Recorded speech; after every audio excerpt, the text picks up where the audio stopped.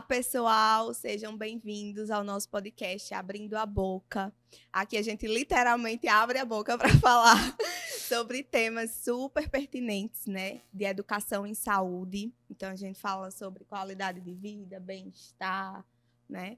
E aí hoje nós temos aqui presente Ronald, Uma oportunidade de você declarar seu amor por mim, né? meu esposo, Obrigado. e Stephanie, né? Olá!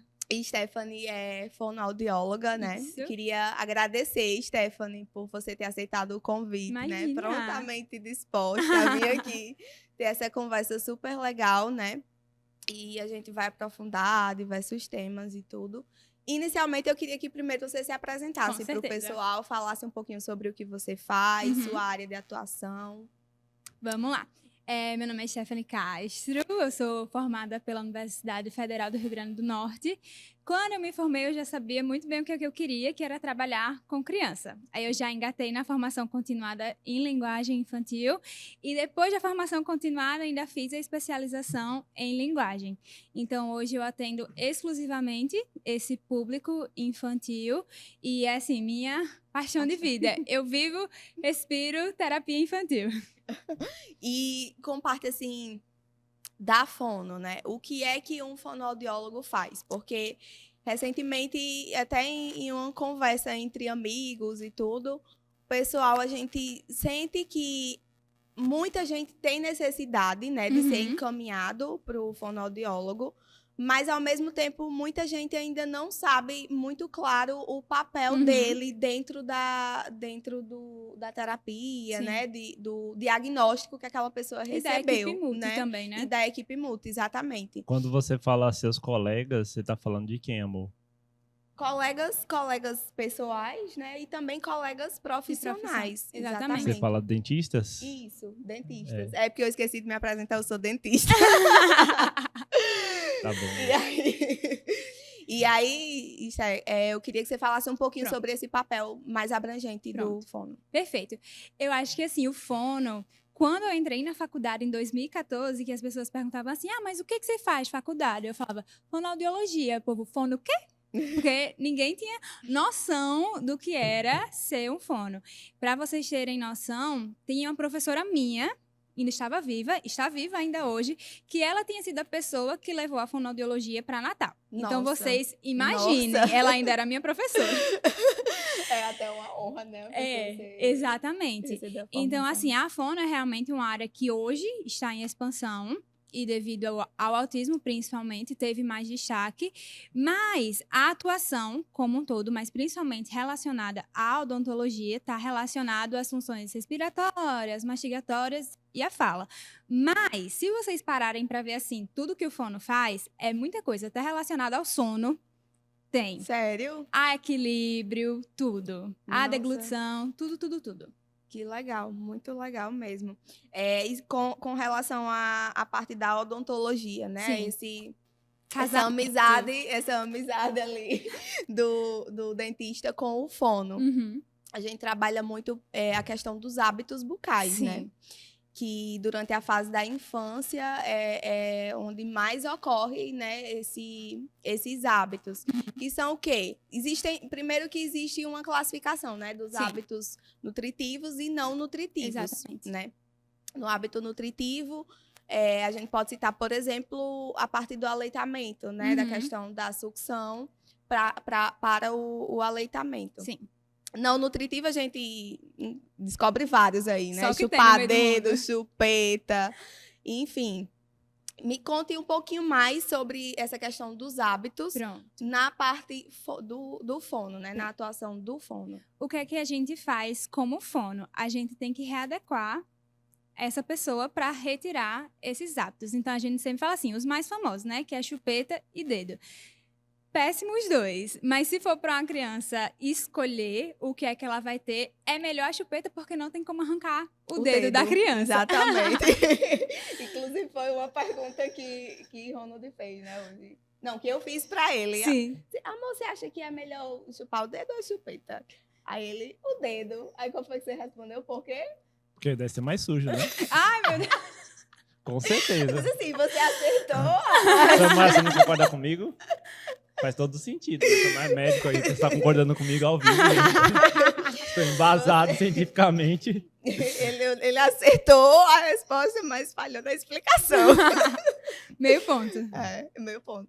Mas o que é que acontece? Quando as crianças elas têm esses hábitos, não só as crianças, né? Mas imagina só, se é um hábito é porque está acontecendo várias vezes durante o dia. Então, uma criança que passa o dia com esse dedo na boca, essa arcada dentária vai ser modificada. Ou, por exemplo, a criança que passa o dia assim, o rostinho vai ficar torto. Né? Exatamente. Ou tem até uns mais estranhos de ficar com um lápis na boca, outros objetos aleatórios que não é chupeta, que não é pra estar dentro da boca. Mima. E, na minha opinião, o pior de todos, além do dedo, eu diria que é o mau posicionamento da língua. Nossa, então vou revelar a verdade pra você. Até os 25, 26 anos, eu nunca tinha ouvido falar nisso. E aí, por conta do uso do aparelho e tudo, a dentista me encaminhou para a fono, né? E a fono fez alguns testes, uma avaliação, e ela disse que o descanso da minha língua era totalmente errado, que ela descansava embaixo. Sim, e é para descansar em cima. Exatamente. E eu disse, é para descansar em cima? Ela disse, eu disse, não sabia. Esse é o momento que o pessoal que está escutando está parando para pensar, aonde é que a língua estava... Exatamente. E ela passou vários exercícios e era muito estranho para mim, porque foram, tipo, maior parte da minha vida, né? Sim. Com a posição errada, só que a minha mente lê como a posição correta. Exatamente. Então, quando eu faço exercício, eu ficava fazendo exercício que ela passava, gerava muita estranheza. E existia esforço e concentração, que não era automático. Hoje a posição está correta, mas ela identificou outros problemas que eu não consegui resolver. Sim. Como mastigação errada. Tá tudo errado, na verdade, na minha vida. Quer dizer assim, na área de fono... Precisa continuar na fono. Tá tudo errado na minha vida. Sessão desabafo. Mas tinha muitos erros, muitos problemas. Um dia hei de consertá-los ou não. Mas tem jeito pra tudo. É verdade. Tem jeito Mas pra voltando tudo. para a questão da língua, então, qual seria o correto, assim, para o pessoal em casa ficar bem atento, né? E observar alguma anormalidade, enfim, buscar. O primeiro sinal que a língua não tá na posição correta vai ser a fala da pessoa. Porque existem alguns fonemas, os fonemas são esses sonzinhos que a gente fala, que eles vão sair distorcidos. Então, por exemplo, não sei se vocês já prestaram atenção em pessoas que falam assim. Sim. Que é o que a gente chama de ceceio. Sim. Se a pessoa tá o dia todo falando assim, ela tá o dia todo botando a língua lá na frente, lá no dente. E o que é que ela precisa fazer? E existem dois casos. Um, que é só a terapia da fono vai resolver, só colocar essa língua no lugar certo vai resolver. E outros que não vai dar certo, só a terapia não vai resolver, principalmente em adultos. Sim. Porque ele já está tão habituado que só a terapia, ele vai fazer exercício e a língua vai continuar indo para frente. Então, o que é que a gente precisa fazer? Colocar uma barreira física. Sim. E aí é que vem... Entra a parte do dentista, né? Para impedir essa língua de ir para frente e, junto com o exercício da fono, colocar essa língua no lugar certo. Entendi. E é até assim, esse é um dos... Como é que eu posso falar? Um dos possíveis casos que podem surgir, né? Exatamente. Porque associado com a interposição lingual, né? De colocar a língua para frente, pode vir a mordida aberta. Exatamente. Também, né? Que é causada por um hábito da criança de chupar chupeta ou chupar o dedo. E aí, junto disso tudo, ainda tem a respiração oral. Exatamente. Eu tenho tudo isso daí. A mordida aberta, a respiração oral. Eu tenho todos os problemas no único paciente. Aí você aproveita e vai no otorrino também. Tenho esse problema também, os desvios do... Ele já foi, inclusive, o otorrino falou: querido, o seu problema é estrutural. Precisa operar. Ele disse que o meu problema é estrutural. Eu tenho que nascer de novo, segundo a brincadeira. Vai pra faca. Mas é isso, né? Assim, e pro pessoal que tá em casa entender um pouquinho da mordida aberta, é simplesmente porque a criança, a oclusão é para ela estar ali fechadinha, né? dente superior ocluindo com o dente inferior. E aí, à medida que ela coloca um dedo ali... O que é ocluindo, amor? Ocluindo é fechando, tipo tampa-caixa, É. né? Em relação tampa-caixa. E aí, se ele coloca um dedo ali no meio, se coloca uma chupeta ali no meio, passa o dia todo, né? E ainda tem a criança que não é só chupar a chupeta, assim, ela ainda coloca assim de lado. Ainda faz um negócio estranho com a borracha, né? Então, isso tudo vai atrapalhar a questão dessa relação de tampa-caixa. Então, os dentes, eles vão ficar abertos, assim, com um formatozinho mesmo, circular. Sabe um bom exemplo? Qual é o nome daquele jogador? Vinícius Júnior. Exatamente. Se vocês pararem pra ver o sorriso dele, é bem abertinho. Não fecha de jeito nenhum. Foi uma coisa que eu percebi. Amor, que maldade. Se ele estiver vendo isso, a gente quer dizer que a gente admira muito você, Vinícius Júnior. Curta aqui nosso vídeo, compartilhe, que a gente gosta muito de você. Não é nada pessoal. São só negócios. Dentistas tendem a olhar para o dente, né? Fono tende a olhar ali para essa questão também do dente, fala, estrutura toda. Então é isso, a gente consegue observar ali o círculozinho e todo o desenvolvimento ali daqueles dentes, daquela arcada da criança vai estar comprometido, né? Exatamente. Então o próprio osso também, a parte esquelética também, ela vai desenvolver de uma forma que não é o correto, né? Os dentes vão ficar tortos e aí vai precisar usar aparelho, né? Só que tem um detalhe. Que a criança, geralmente, até os 3 anos de idade, né?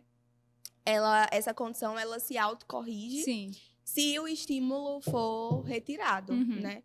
Então, por isso que entra a importância também do tratamento multidisciplinar, né? Que às vezes a criança tem que avaliar, né? Por que ela usa chupeta? Por que ela chupa dedo? Né? Será que não tem um fundo emocional, psicológico? Amor, é porque é bom, amor. Você não entende, amor, as crianças. Pode ser. É porque é bom, é confortável, amor.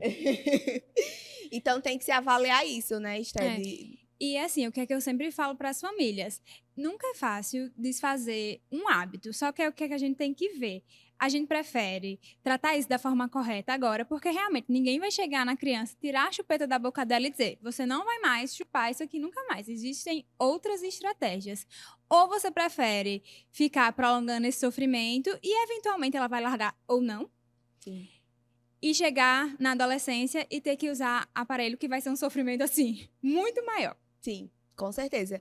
E da parte ortodôntica em si, às vezes existem problemas que eles começam na infância, que se não for feito alguma coisa ali naquele período da infância, na fase adulta é bem mais difícil fazer a correção, né? Com certeza. Quando entra na dentição permanente, vai ser outra demanda, né? Totalmente diferente. E aí entra casos cirúrgicos, um tratamento bem mais desgastante, né? E que talvez não seja nem possível deixar ali tudo redondinho 100%, né?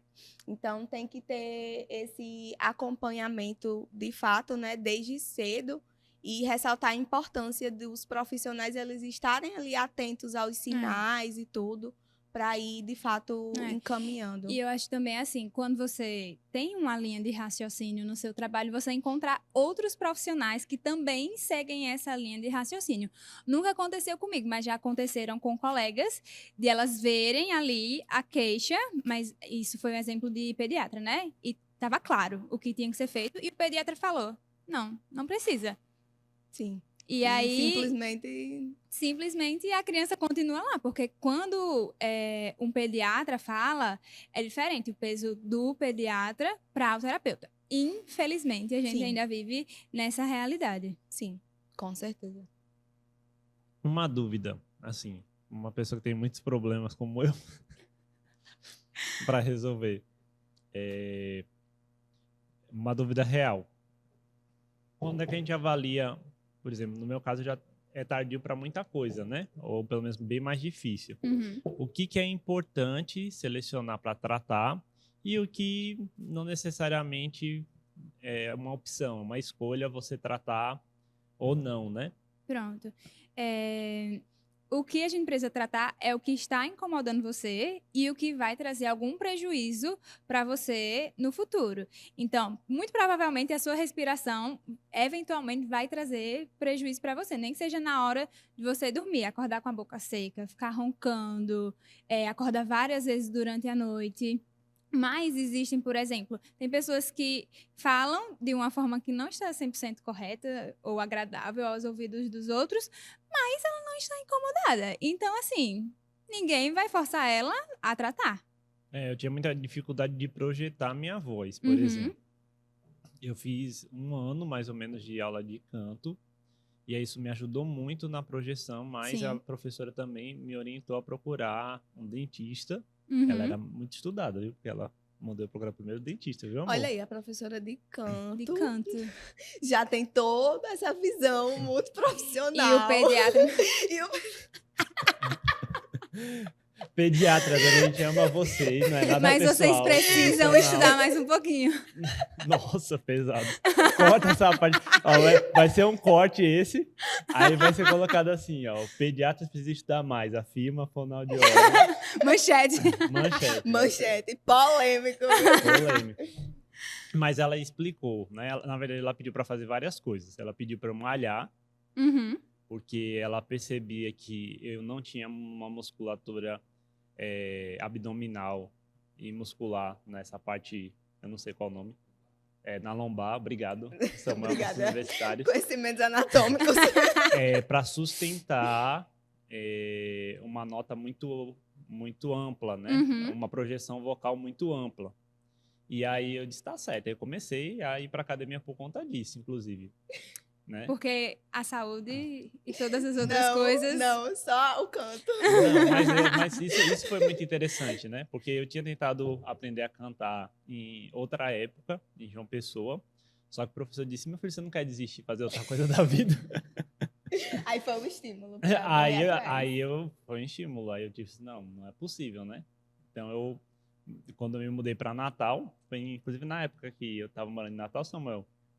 Quando eu me mudei para Natal, eu fui procurar alguém da universidade, porque eu disse, deve ser alguém mais estudado, Sim. deve saber técnicas avançadas de fazer milagres, sim, brincadeira. E a professora, que era a top referência na faculdade de música, ela não estava pegando mais nenhum aluno particular. Uhum. Mas ela me indicou, por muita insistência, de verdade, eu fui lá umas 6 vezes atrás dela. Ela não aguentava mais me ver. Aí, por muita insistência, ela me indicou essa professora Alzeni. Se ela tiver, vou mandar para ela, isso daí para ela ver, né? Se ela estiver vendo, muito obrigado por ter acreditado em mim. Não canta até hoje, mas foi porque eu parei. Mas alguma coisa melhorou. Foi porque eu parei, não foi por conta dela, porque ela é uma ótima profissional, uma ótima professora. Inclusive, ela teve alunos que foi pro The Voice. Uau. Uma das alunas dela foi pro The Voice Kids. Fantástica a menina, enfim. Aí, recapitulando. Então, quando eu cheguei nela, ela é cantora lírica. Uhum. Então, ela consegue preencher o espaço de um teatro com a projeção da voz dela. Então, ela estuda muito sobre projeção da voz. Não só sobre afinação, tudo. E ela começava a me explicar, você precisa desenvolver essa musculatura, você precisa aprender a respiração diafragmal para você conseguir impostar sua voz. Aí você precisa melhorar, porque a sua carga dentária vai atrapalhar na dicção. Sim. Quando você canta. Eu percebo problemas na sua dicção quando você está cantando, então seu canto não sai tão limpo, né? E aí ela foi indicando, você tem que usar aparelho, você tem que malhar, você tem que... muita coisa para consertar. Tinha, por né? Por isso eu tô dizendo. Amor. ainda tentei, mas enfim, é só porque eu me mudei mesmo de cidade, aí não dava para continuar os tratamentos. Acompanhamento com ela, e não achei um profissional que tivesse a mesma visão que ela tem nas cidades que eu morei. E aí eu fui atrás de colocar aparelho por conta disso, atrás de fono por conta disso. Por isso que ele casou com você. Por isso que eu casei com a eu acho que Agora foi por tudo interesse. faz sentido. Faz sentido. Foi um plano. Então, desde dos 20 aos 30, eu tô planejando isso, que ela vai se especializar em orto. Aí ela vai me colocar meus aparelhos e vai me encaminhar, né, amor, pra fono. Amor, mas aí, como eu estava falando, né, existem problemas que precisam ser... ou você intervém ali durante a fase da infância, ou então depois você vai pra faca. Isso. Aí, até hoje eu falo um pouco para dentro, né? Por Uhum. conta da respiração bucal e tudo mais. Mas, tipo, numa apresentação, se eu me concentrar, eu consigo projetar minha voz, Sim. mas ainda não fica tão bom, porque realmente tem muita coisa para consertar. Mas e vai aí dar a certo. questão, a dúvida. Eu não lembro Ele mais. perguntou e eu respondi. Eu não Era lembro o que mais qual era a precisava dúvida. tratar. Fez toda uma contextualização e eu perguntar agora a dúvida. Mas ele perguntou, era o que precisava tratar e o que não precisava. É A verdade? Samuel está dizendo que a Sério? respiração pode dar até hipertensão. Que tem um problema da estrutura do sono, olha né? aí, o Samuel, para quase quem não médico, sabe, quanto apresente 80% Samuel para todo médico. mundo. Samuel Lombardi é meu namorado. Ele tá falando que a apneia obstrutiva do sono pode causar hipertensão. Repete, amor. no Não microfone. existe a queda da pressão arterial durante o sono, né? Nas pessoas que sofrem de apneia. E aí pode ficar lá no topo. Muito interessante, muito interessante. Interessante, viu? Muito bom. E aí, Esté, voltando para a parte, né, dos hábitos e tudo. Quais os riscos, assim, que esses hábitos eles podem causar no desenvolvimento do nosso aparelho estomatognático, né? Se você quiser já começar explicando um pouquinho o que seria esse... Estômago o quê, amor? Fala em esse português. sistema, assim, sabe? Numa linguagem mais Popular, amor. acessível, Popular. popular. E os riscos, né, que pode trazer para a fala, né? Na questão realmente mais prática mesmo. Assim, o que é que a criança não vai conseguir fazer, entendeu? Falar. E tal. Pronto, o que é que esses hábitos podem levar? Mas explicando primeiro o que é esse aparelho, né?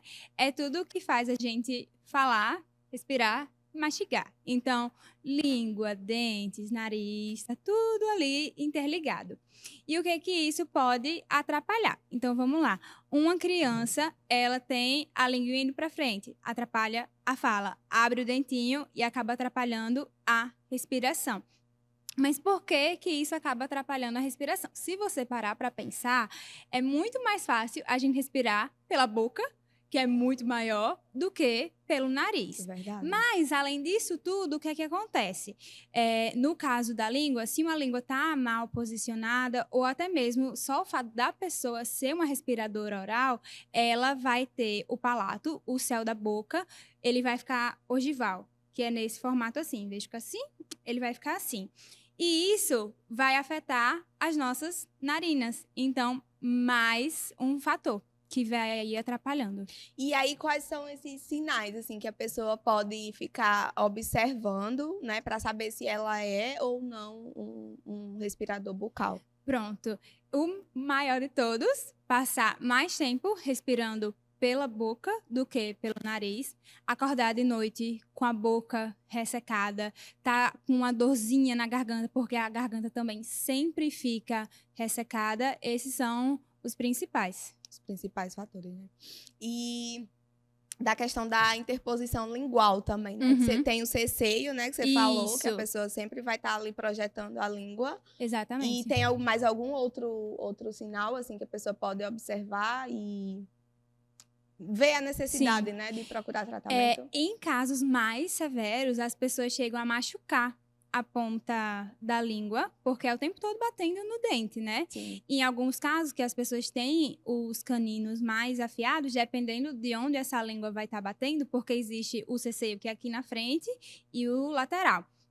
Essa língua também pode ser machucada. Entendi. Legal. Você falou que sua paixão é criança, né? Desenvolvimento da linguagem. Isso. E com o crescimento assim, da informação, a gente percebe uma preocupação, às vezes, dos pais em relação à idade correta, começar a falar e atrasos. Quando é que um atraso é considerado tolerável, normal, e quando é que um atraso no desenvolvimento da linguagem começa a ser sinais, talvez, de outros problemas, como surdez, autismo, outras coisas que podem não ter sido descobertas ainda. Pronto, perfeito. As pessoas, elas têm uma frase que todo fono odeia, que é cada criança tem seu tempo. Isso não existe. A gente precisa seguir os marcos de desenvolvimento da linguagem.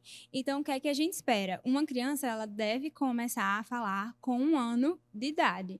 O que é que acontece? Algumas crianças, elas demoram mais um pouquinho. Mas quando você fala falar, é tipo balbuciar ou já falar Não, palavras? falar palavras mesmo. Só que não é, por exemplo, ela vai falar boca, ela vai falar boca, ela vai falar boca, alguma coisinha assim. Sim. Principalmente com o B, que é o B, e o P, e o P, que são os primeiros fonemas que a gente consegue falar.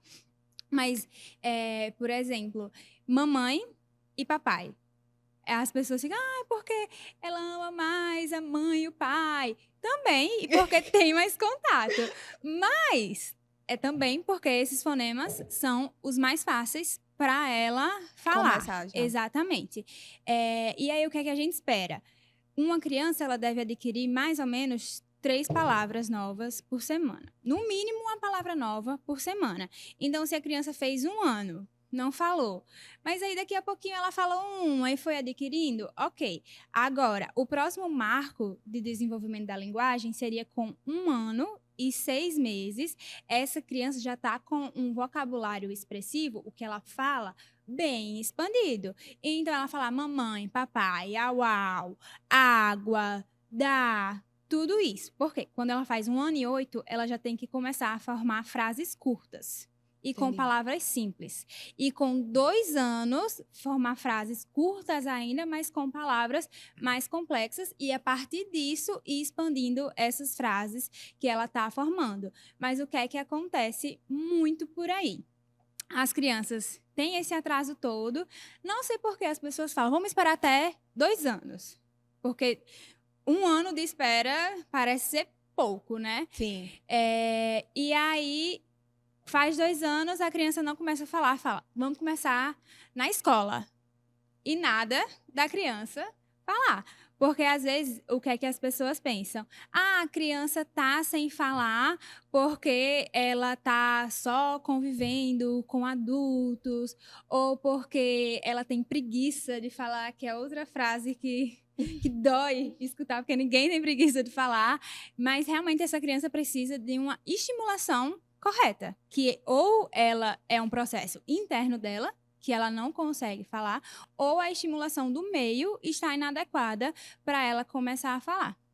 Eu lembro claramente, assim, da Quando primeira você frase. falou? Não, da primeira palavra, não. Da fala, não, assim, mas da leitura, sim, Uhum. né? Minha mãe é pedagoga, né? Então, desde criança, eu e minha irmã, nós sempre tivemos esse estímulo, né? Em casa, de estar ali estudando, escrevendo, lendo e tal. E eu lembro que quando eu saía para passear com minha mãe na rua, ela saía apontando para todas as coisas que tinham lá de letreiros Sim. mesmo. E mandava eu ir ler, né? Ó, junta isso aqui com isso aqui, dá o quê e tal. E aí eu lembro que a primeira palavra Foi que eu li paralelepípedo. foi pare. A placa, Quase. a placa de trânsito que eu olhei e eu pá, pare. Foi a primeira palavra. Que lindo, amor. Quando a gente tiver filho, eu vou comprar uma plaquinha pequenininha de presente. Como Dá pra símbolo, ele- é. pra ele ler. Mas é interessante isso, né? Porque a gente precisa compreender o papel, né, dos pais também Com nessa. certeza. Se colocar no papel dos pais, né? De estar ali tendo que educar uma criança que não Não é é uma tarefa fácil. fácil. Mas, ao mesmo tempo, deles também compreenderem que o estímulo vai, muitas vezes, na maioria das vezes, partir deles, né? Que tá Exatamente. ali com as crianças 100% do dia e a criança precisa, né, deles para conseguir também alcançar a independência. Eu tive um caso bem Exatamente. interessante, mas acho que isso em volta de 2009. Então, faz um tempinho. Tinha uma vizinha, a criança já tinha... E ele tinha quantos anos? Acho que uns 3, 4 anos de idade. E a gente percebia que ele tinha dificuldade de falar. E ele falava muito embaralhado. Ele não falava a palavra. Ele falava... Sim. Falava feito um Minion. Isso, exatamente. Legal, não, legal Gostei esse desse- paralelo. É legal esse paralelo porque eu não tinha Pois nunca é, pensado mas é nisso. igualzinho. É. E ele falava assim. E a mãe dele procurou. A gente falava, nessa época eu estava estudando muito sobre algum tipo de deficiência, me envolvendo com surdez, também alguma síndrome, né? Eu também estudava muito sobre isso, eu gostava muito dessa área. E eu chegava para ela e dizia, olha, leve seu filho e tal, tudo mais. A gente gostava muito de estar perto dele, brincar com ele, mas a gente percebia que ele tinha um tipo de dificuldade para desenvolver a fala. E ela levou para os médicos, profissionais de saúde, vários, e eles diziam assim, não, ele é normal, ele só precisa ser estimulado. Ele só precisa ser estimulado, você está estimulando errado, tal, tal, tal. E ele era realmente muito inteligente. A gente falava, ele compreendia, resolvia problemas até de um certo grau de complexidade. E aí eu acho que ele muito mais velho, não sei a idade precisa, posso estar enganado, mas talvez 8, 10, 11, 12 anos, foi diagnosticado com um autismo Sim. num espectro bem alto. Sim. E ninguém nunca tratou e nem fez tratamento para fala. Até hoje ele tem dificuldades na fala. Hoje ele deve ser um adolescente, um jovem já, né? Mas ele tem dificuldades graves na fala, porque os profissionais naquela época só colocavam a culpa no estímulo que os pais estavam estimulando errado e não descobriram. O que é que acontece? Os profissionais falam, estimule o seu filho. Como? Quem está auxiliando esses pais a estimularem? Porque é muito fácil E também você... 2009, né? Não é diferente, eu acho que talvez hoje... Não sei se você achou que mudou muito ou não. Não. É muito fácil você apontar o dedo na cara de uma família e dizer, você precisa estimular, você precisa fazer isso, você precisa fazer aquilo, e você não conhece a realidade dessa família. Mas, por outro lado, as famílias também precisam ter essa consciência de que a babá não tem como fazer isso, a avó não tem como fazer isso, os pais, eles precisam fazer isso, nem que seja assim, 1 hora por dia, eles precisam tirar para dar atenção a essa criança, porque não importa, assim, o brinquedo mais legal, mais interativo que você comprar, nada se compara à interação que uma criança tem com os pais e com a família. Ali. Exatamente. E com relação a esse encaminhamento de profissional, né? Eu sempre gosto de encaminhar direcionado para o profissional que vai resolver. Então, se você está vendo que uma criança ela não está falando, não pensa, sabe, em outra coisa. Quem trata fala, quem trata comunicação é o fono. Então, encaminha para o fono, porque ele vai saber tratar. Aí você vê uma criança de 12 anos que não tem comunicação. Aí você pensa assim, mas eu entendo tudo o que ele fala, porque é só o que o povo fala, eu entendo tudo o que ele fala, mas você tá percebendo que as pessoas ao redor dele não tá entendendo? E nem só isso, talvez você se esforçando, você até entenda parcialmente, né? Mas o mundo não é justo, não é legalzinho. Exatamente. O mercado de trabalho não vai ficar querendo ter paciência e prestar atenção. A gente falando, digamos assim, fluidamente, né? No trabalho, o povo já não quer saber da gente, né? A gente já tem que se esforçar para tentar gerar um relacionamento e mostrar resultado. Imagina uma pessoa que tem dificuldade de falar. E você pensar que as pessoas elas não veem o futuro. Hoje é uma criança e você cuida dela, mas daqui a um tempo, infelizmente, você não vai estar aqui para cuidar dela. Então, quem vai cuidar? Você precisa capacitar essa criança para que um dia ela seja um adulto independente que consegue se comunicar e levar uma vida normal. Sim. E a gente está falando muito sobre essa questão do estímulo que ele tem que ter, mas existem outros fatores também que podem atrapalhar o desenvolvimento da fala, né? Por exemplo, uma língua presa, né? Que também é muito comum de ser observado. Não sei se a gagueira também entra como... Não sei nem se é correto esse termo, né? É correto? Tá. Não sei se entra como também alguma disfunção, alguma coisa nesse sentido. Fono trata cacoetes? O que é cacoete? Aquelas repetições, a pessoa que fala... Sim, mas associada com o psicólogo. O tratamento multiprofissional. O que mais, Stephanie, assim, que pode atrapalhar o desenvolvimento da fala, né? Fora o estímulo mesmo, assim, que a gente sabe que tem que existir. Fora os órgãos que a gente precisa para falar, também existe um diagnóstico chamado apraxia de fala na infância, que é o quê? essa criança, ela tem tudo perfeitamente organizado no cérebro dela. Mas no caminho entre o cérebro e a boca, essa programação, esse planejamento motor não Sim. está funcionando. Então, você vê uma criança que não fala ou que tem muita dificuldade para falar e para ela é algo assim, a gente vê, né, crianças que já fizeram terapia e que hoje conseguem se comunicar com mais facilidade, que elas falam que é muito angustiante, porque elas sabem o que querem falar, E não mas elas não sabem como que elas fazem com a boca delas para elas falarem essas palavras. Nossa. E também tem a questão de você ouvir, né? Quando você escuta mal, geralmente você aprende mal. Exatamente. E aí, poucas pessoas sabem disso, mas você pode ser um adulto que já adquiriu a fala. Se você perde a sua audição, com o passar do tempo, você vai perdendo a sua habilidade de falar. Você vai falando enrolado, falando assim, porque você não tem mais o feedback de estar se escutando ou escutando outras pessoas. E aí você vai perdendo a sua capacidade de falar. Exatamente. Nossa. Então tá condicionado a questão da audição. A fala e a audição estão ali, amiguinhos. Exatamente. Legal. Com relação à língua presa, né? Que pode ser uma coisa que, de fato, interfira na pronúncia, né? E muito. mais na pronúncia.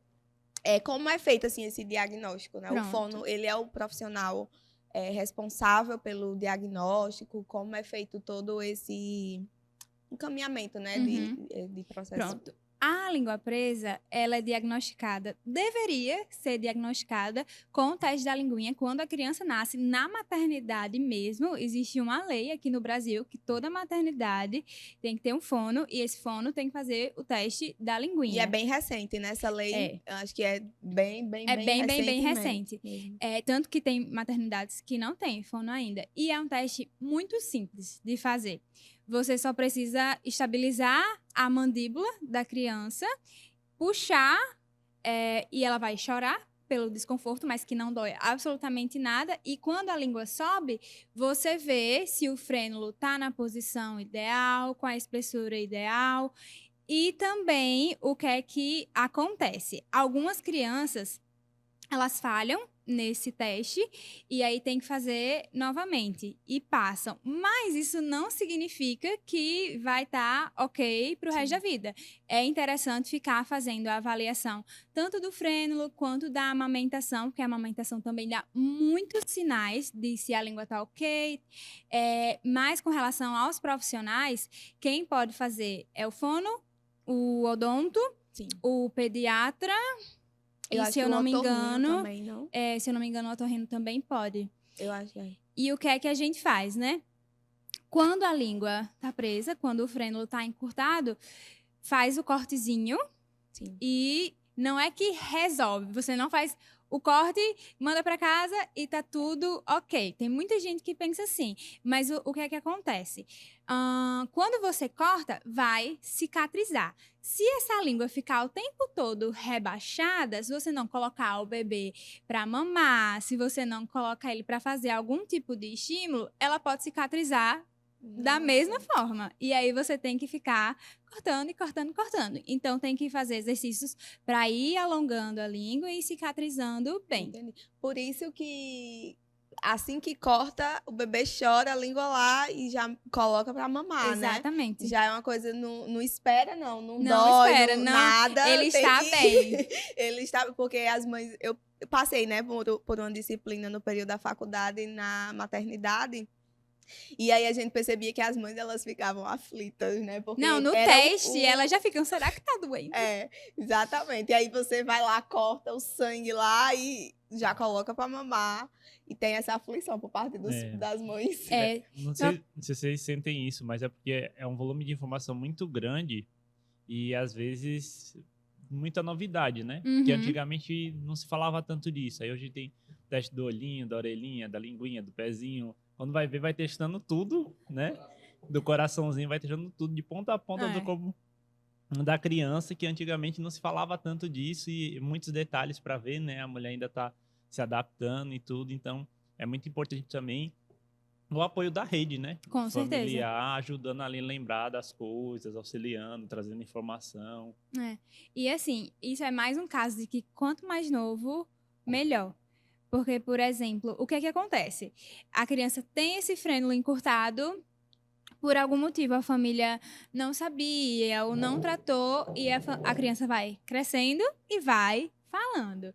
Mas existem alguns fonemas, alguns sonzinhos que a gente fala, que a língua precisa estar elevada. Por exemplo, o L, que é o som do L, e o outro som, o famoso o R vibrante, que é o R, que é o mais... Aqui na frente. Rrr.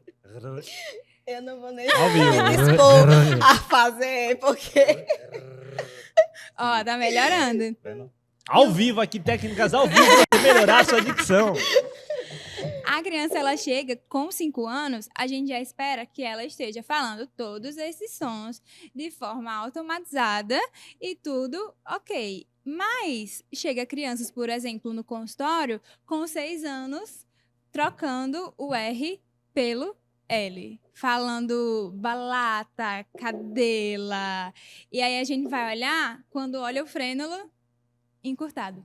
E aí a gente precisa enviar uma criança de 6 anos Para passar pela cirurgia. No caso, vai ser uma cirurgia, né? Exatamente. Agora vai precisar Agora de vai ser uma anestesia. cirurgia. Virou uma cirurgia, né? O que era um procedimento, claro, não desqualificando a importância do procedimento, né? Mas A o que complexidade, era, né? a complexidade, exatamente. O que era para ser um procedimento bem simples, acaba se tornando um procedimento de fato cirúrgico, né? Precisando de Exatamente. anestesia, tudo consultório, por vezes até o ambiente hospitalar. E aí, depois ainda ter que voltar a criança também, de novo, né? Isso é o que acontece também quando o adulto quer tratar, né? Eu conheço adultos que não fizeram teste da linguinha, não fizeram fono, e aí é um adulto de 30 anos que tem uma fala distorcida. Sim. E aí você quer tratar? Tem como? Com certeza, tem como. Mas você pensar no trabalho que vai dar você tratar isso agora do que quando você era um bebê ou quando você era uma criança, é outro. Meu caso. Eu simplesmente. Quando eu era criança, eu fui para o fono. E ao invés de fazer a intervenção, não, eu só fiz o fono para me condicionar, Sim. né? Mas assim, não é que minha língua é totalmente, mas o freio ele é bem para a ponta, mas não Sim. pega a ponta, entendeu? Sim. Ele é mais estendido. Aham. E aí, durante minha infância, eu fui para fono para conseguir. Eu não sabia disso, amor. Casei enganado. Descobri Sabia agora ao vivo. Não, Sabia sim. você nunca me contou Já isso. contei, você esqueceu. Mas é isso, porque vai ter o trabalho, né, de você Com ter certeza. Por exemplo, no meu caso, eu já me condicionei a falar dessa forma, né, com essa condição. E aí, eu vou ter que ir fazer a intervenção e depois voltar para aprender a falar novamente. Exatamente, porque veja só, você estava acostumado o tempo todo sua língua a estar aqui. Daqui a pouco, quando você fizer a cirurgia, é como se fosse uma língua gigante Exatamente. numa boca que está pequena. E aí você fica perdido, sem saber, começa a falar estranho. Aí lá vai ter que fazer todo o processo. Exatamente. Não Nossa. compensa mais.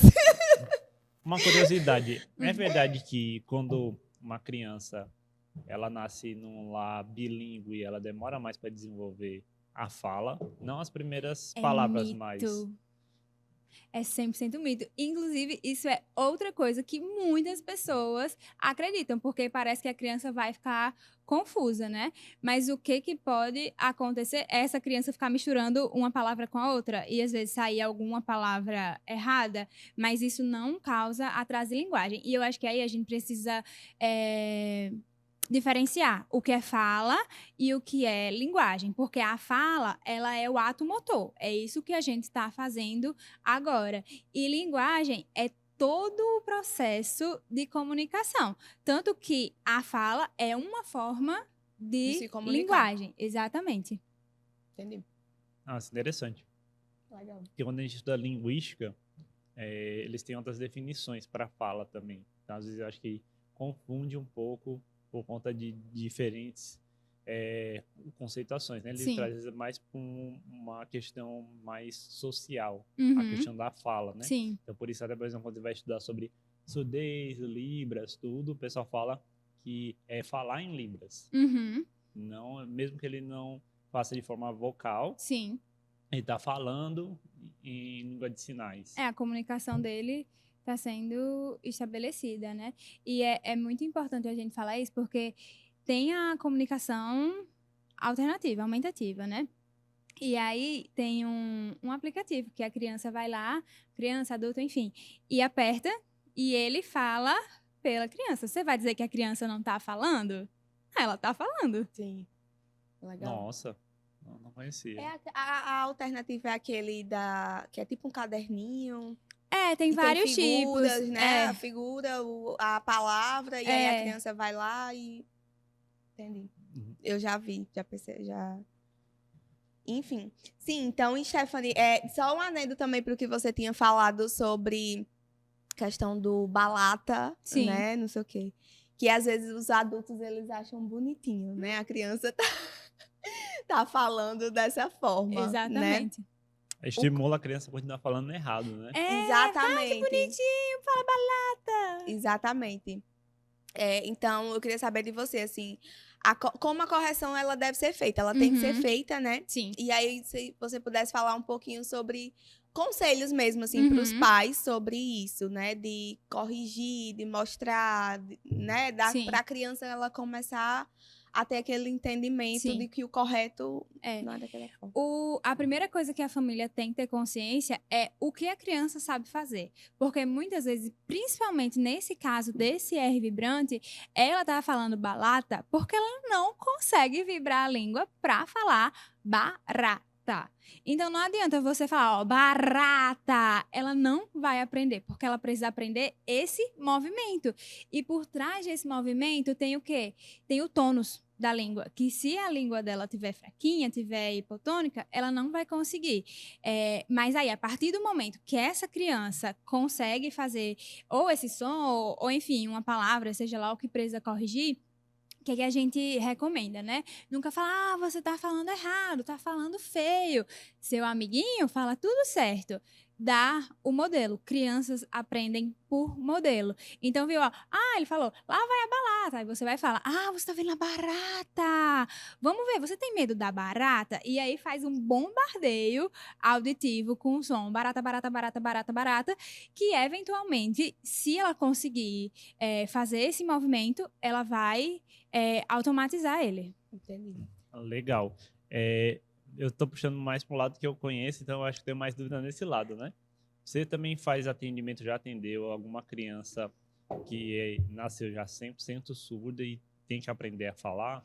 Não. Na faculdade, a gente pagou essa matéria, mas a minha paciente, ela já era bem maior, então eu não peguei todo o processo dela. Mas quando eu fui me especializando, eu nunca peguei por esse caminho. Interessante, porque muitas pessoas não sabem que uma pessoa que nasceu 100% surda, tem muito pouco da audição, ela pode sim conseguir desenvolver a fala se ela for estimulada, ensinada, né? Desde de pequena. Mas é muito uma escolha da família, né? Isso. Porque tem famílias que escolhem que a criança não use implante coclear, não use a ASE, que é o aparelho Explica pra gente o que é auditivo. implante coclear. Pronto, vou diferenciar os dois. O AASE, que é aquele que fica aqui do lado, por fora, e tem um fonezinho para dentro do pavilhão auricular. O que é que ele vai fazer? Pegar o som do ambiente e jogar numa frequência ideal de acordo com a perda auditiva dele. O implante coclear, ele vai estar ligado à via auditiva. Então, não tem a parte do fonezinho. É só aqui por fora. Tem que fazer uma cirurgia, né? Também para colocar. E o pessoal porque não sabe, às vezes também cóclea. acha que o aparelho, a pessoa escuta igual a gente, né? E na verdade não. Ela tem uma frequência, mas a maneira como ela escuta ela não distingue, às vezes, por exemplo, não é o tom de voz, ou como é que é? A frequência? Não, é o timbre. Timbre. Perfeito, o timbre da sua voz. Então, ela Sim. escuta e tudo mais, mas ela tem dificuldade para diferenciar o timbre, né? Uhum. A minha voz é diferente da sua, dela ela escuta muito parecido, muito Sim. semelhante. Então, isso é uma coisa interessante também, que poucas pessoas Nossa, eu nem sabem. sabia dessa diferença. O implante coclear, ele é mais indicado em casos de que a criança já nasce assim e ela não escuta absolutamente nada. Ou também em casos de adultos que eles não se adequam ao AASE e preferem usar o implante. Mas geralmente é quando a pessoa assim, não escuta praticamente nada. Quando ela é adquirida também.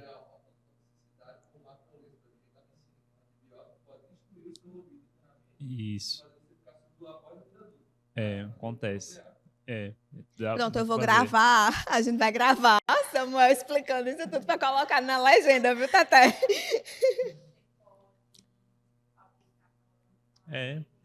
Só repetir. Pronto, pode falar.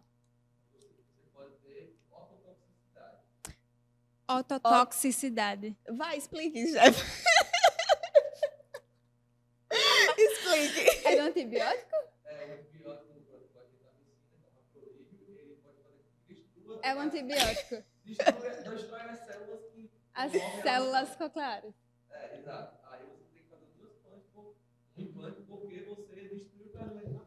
Não, gente, é muito fácil você ficar surdo. Muito fácil. É muito fácil. É muito fácil. Depois que eu estudei, você fica assim, meu Deus, se você tiver uma dor de barriga forte, pode estourar seu tímpano e você ficar surdo. É verdade. Sim, mas É verdade. Se você fizer muita sério. força, acontece.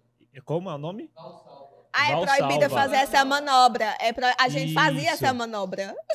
Aí, o diafragma, os ouvidos, é muito fácil você ficar E surdo, eu gente. teve uma época que eu tive muita sinusite, sabe? E meus ouvidos ficavam entupidos o tempo todo. E o que era que eu, fono, fazia? Pra desentupir. É isso daí Não que façam isso em casa. você pode ficar surdo fazendo isso daí que ela fez agora. Ou se você tiver uma dor de barriga muito forte. Isso eu estudei isso. Casa né? Não, de e o ferreira de pior pau. é que essa manobra era recomendada, né? Em caso de extração, a gente faz extração de, sei lá, primeiro molar superior, que é muito comum de estar ali junto com o seio, né? Se a gente faz uma extração aí pra saber se teve comunicação com o seio ou não, aí mandava fazer a manobra. Nossa. Hoje a gente faz soprando a mão. É melhor. Entendi.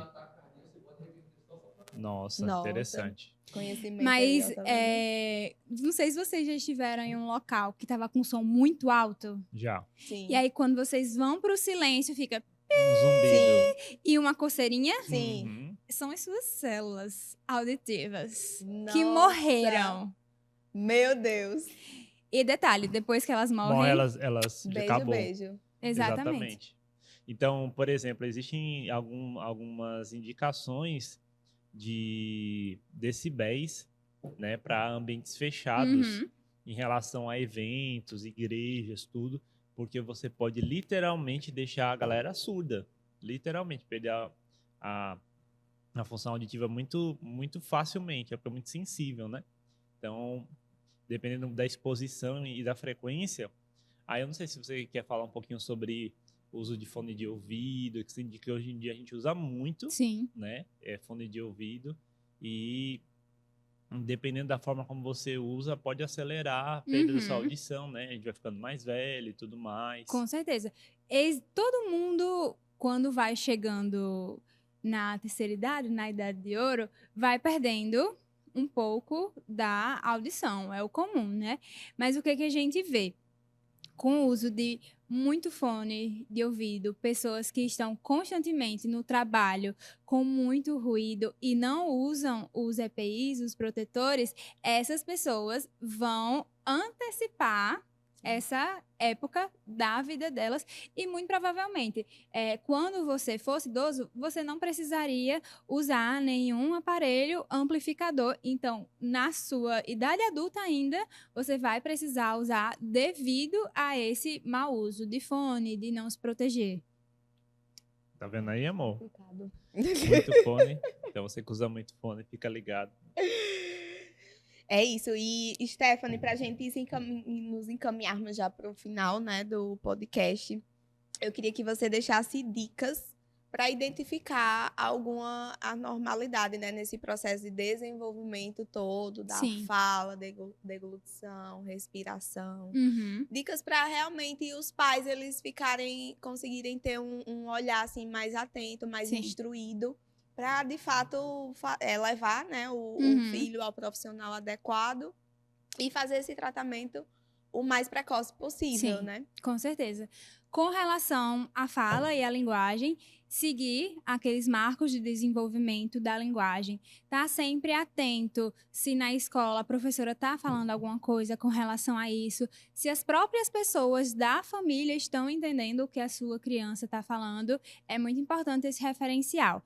Com relação à respiração, está, por exemplo, quando ela for dormir, olhar se ela está babando, que é um sinal que ela está dormindo com a boca aberta. Se ela falar, perguntar, acordou com a boca ressecada, sentiu muita sede durante a noite.